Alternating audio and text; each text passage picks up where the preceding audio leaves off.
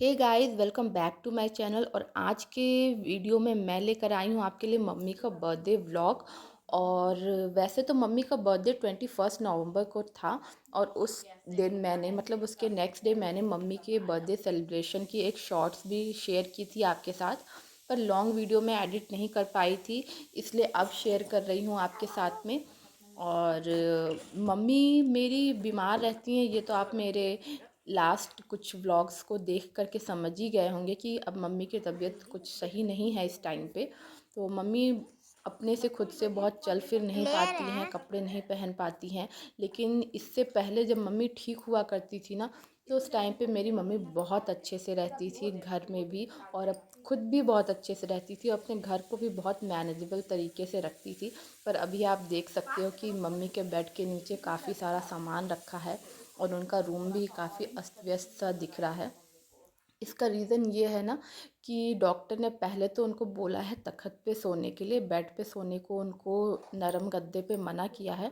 तो मम्मी के लिए हम लोगों ने रूम में ही साइड में एक तख़्त डाल दी है ताकि उस पे वो आराम से सो सके।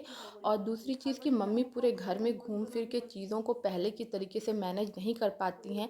लेकिन अब घर में आप रह रहे हो, घर के हेड हो, तो आपको चीज़ें तो देखनी पड़ेंगी ही। तो इसलिए मम्मी अपनी ज़रूरत की चीज़ों को, किचन की चीज़ों को मैक्सिमम जो हो सकती हैं, पॉसिबल हैं, अपने बेड के आसपास ही रखती हैं। ये चीज़ पहले भी हम लोग बुज़ुर्गों को करते देखते थे, मैंने अपनी दादी को और नानी लोगों को करते देखा है। मेरी दादी जो थी वो अपनी तख़्त के नीचे ही अपना पूरा अनाज रखती थी, और जब सर्वेंट्स आते थे तो वहीं से वो उनको उनके सामने ही सर्वेंट्स अनाज लेकर के जाते थे। तो इससे वो वॉचफुल रहती थी कि वो भी चल फिर नहीं पाती थी, लेकिन अपने पास सामान रखने से वो वॉचफुल रहती थी कि सर्वेंट्स क्या कर रहे हैं, कितना सामान ले जा रहे हैं, हम घर में क्या चीज़ें ख़त्म हो गई हैं और क्या है।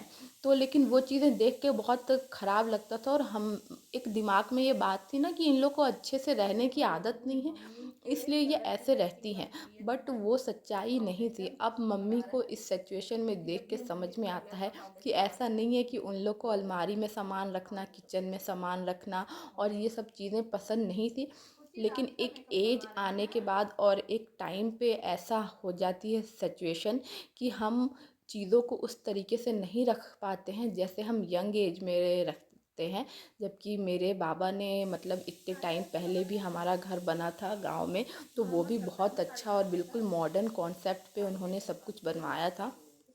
स्टिल दादी ओल्ड एज में मैंने दादी को ऐसा करते देखा था, और अब मैं देख रही हूँ वही सिचुएशन मम्मी की भी हो गई है। तो वक्त के साथ चीज़ें समझ में आती हैं कि हमारे बुज़ुर्ग जो चीज़ों को करते थे वो क्यों करते थे। और उसके पहले तो ऐसा ही लगता है कि हाँ, हम ही बहुत स्मार्ट हैं और हमारे से जो बड़े लोग हैं कुछ बेवकूफ़ हैं जो ये ऐसी चीज़ें कर रहे हैं। तो हर चीज़ के पीछे कुछ रीज़न होता है। तो मैंने आपको बताया कि मम्मी पहले बहुत अच्छे से रहती थी, पर अब वो most of the time nighty में ही रहती हैं, क्योंकि सूट भी वियर कर पाना उनके लिए पॉसिबल नहीं होता है। और साड़ी तो नहीं, बहुत आपको काट नहीं दूर रहा की है, बात देख है, लो। क्योंकि साड़ी को पहनने के लिए आपको खड़े होकर के प्रॉपर प्लीट्स वगैरह डालनी पड़ती है।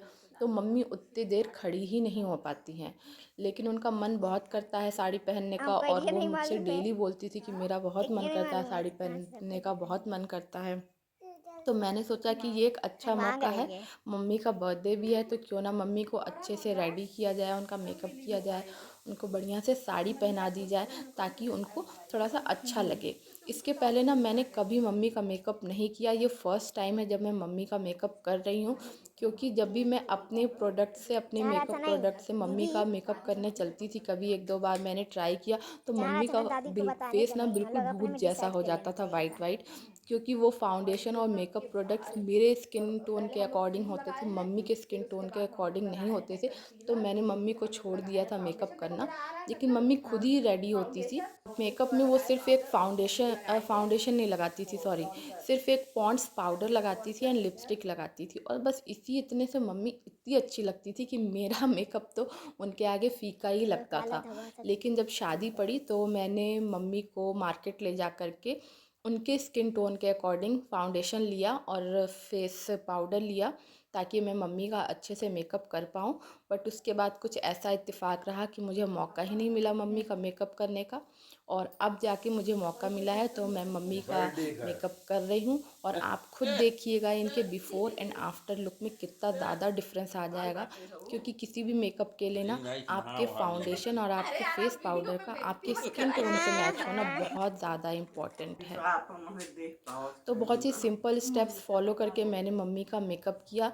सिर्फ मैंने इनको एक बार मॉइस्चराइज़र लगाया था, फिर आई एरिया में और जहाँ इनकी झाइयाँ हैं वहाँ मैंने इनको कलर करेक्टर लगाया, फिर मैंने फाउंडेशन लगाया एंड देन फेस पाउडर, फिर थोड़ा सा ब्लश लगा के आईलाइनर लगा दिया, फिर लिपस्टिक। बस ऐसे ही इनका मेकअप हुआ था। आप लोग देख के बताइएगा कि मेकअप कैसा हुआ, मैंने मम्मी का अच्छा मेकअप किया था या नहीं किया था।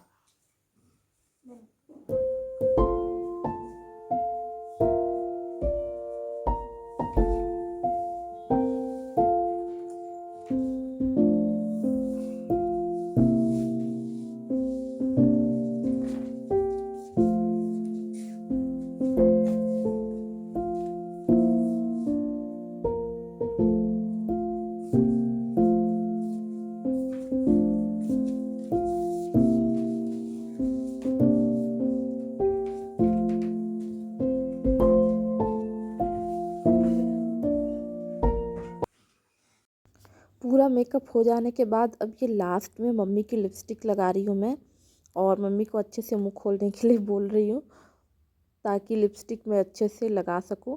क्योंकि देखो अपना मेकअप करना तो ना इजी होता है, पर दूसरे का मेकअप करना थोड़ा सा डिफ़िकल्ट होता है।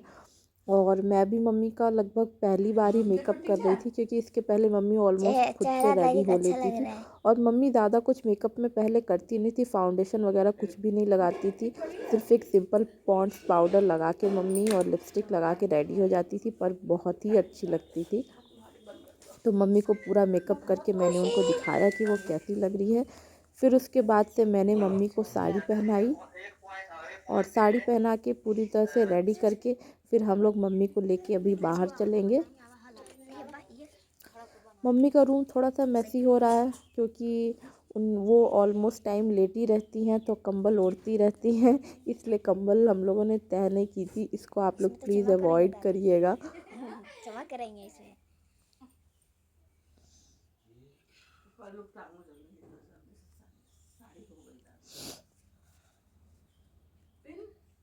शक्ति पिन।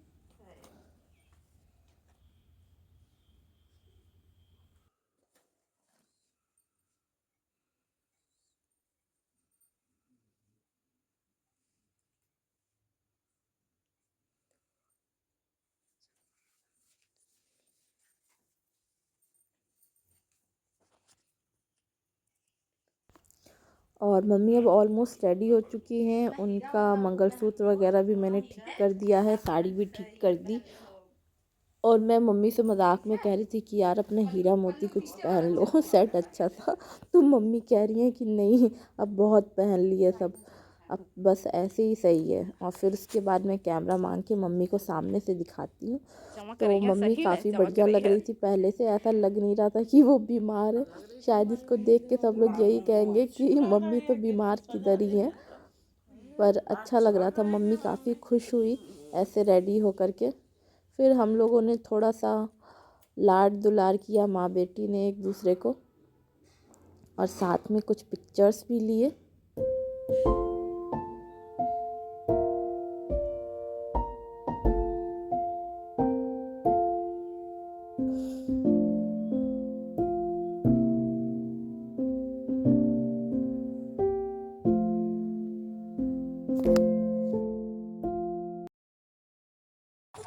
बाहर बच्चे पहले थे, नाच गा रहे थे, एंजॉय कर रहे थे। तो मैं भी साथ में मिलके मैंने भी थोड़ा सा डांस वांस किया, और हम सब लोगों ने डांस वांस कर ही रहे थे अभी कि तब तक मम्मी का केक भी आ गया। और केक काफ़ी अच्छा बना था। और इसने बिल्कुल ना यहाँ पे बिल्कुल फ्रेश फ्रेश केक उसने बेकर ने बना के भेजा था। उसने टाइम दिया था कि आप लोग मुझे 40 मिनट का टाइम दीजिए और मैं बिल्कुल फ्रेश केक बेक करके दूंगा।